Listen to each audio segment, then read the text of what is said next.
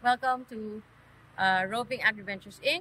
Ito po ang aming farm sa Agarwood. Guys, dito tayo ngayon sa Biliran Province in Visayas. Ito isa sa pinakamagandang model farm ng ating Agarwood.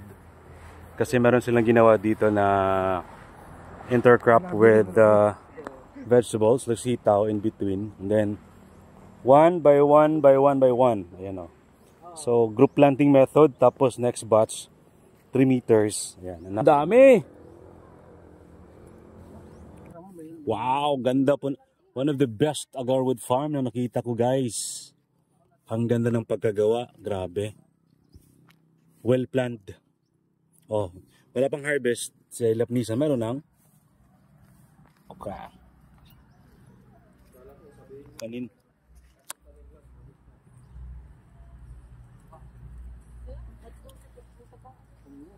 Grabing lupa. Ano ka dito, ma'am? Nagbasal ka, ma'am? Yung sa ilalim. Compost. Cow dung? Or No, Carabao dung? No, hindi Carabao yun. Pig. Mahal ang Carabao, 100%.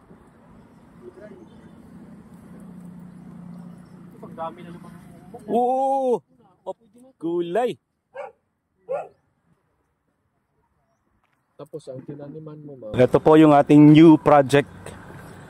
After ng 1 by 1 or group planting, meron tayong high density. Ano na to sa una? May Apat grouping gihapon. Nung naka-renig tayo na pwede pala magsubok ng more trees in 1 hectare. So, sinubukan natin to. With the hopes na magiging same results doon sa phase 1 natin na maganda ang tubo. How many trees dito na yan?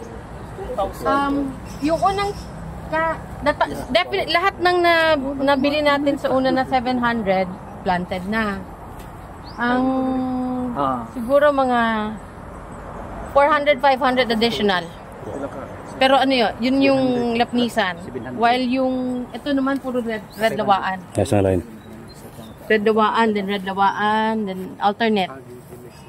So you're creating a forest-like environment. Yeah, yung goal ko is that kung makikita mo doon before, konti lang yung native yung red lawaan.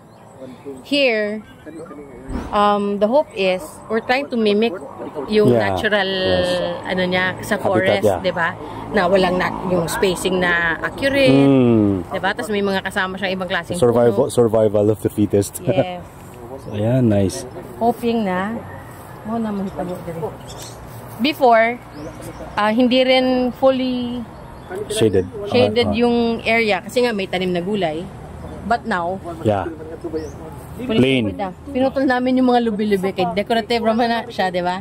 Embankment man.